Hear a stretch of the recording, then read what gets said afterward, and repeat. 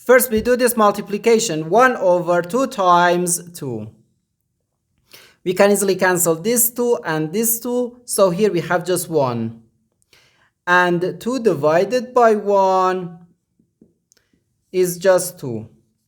But this answer is not correct, because according to the order of operations, multiplication and division have equal priority, and we have to work from left to right. So here first we have to do this division, then this multiplication. If you do this multiplication before this division, it is wrong.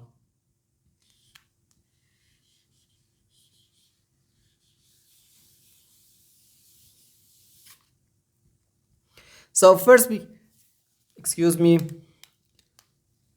here we have 2, here 2, okay.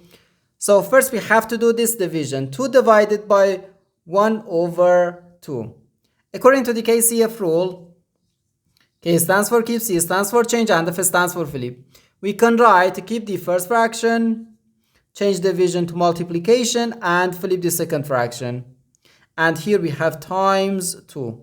Okay, 2 times 2 gives us 4, and the 4 times 2 is just 8.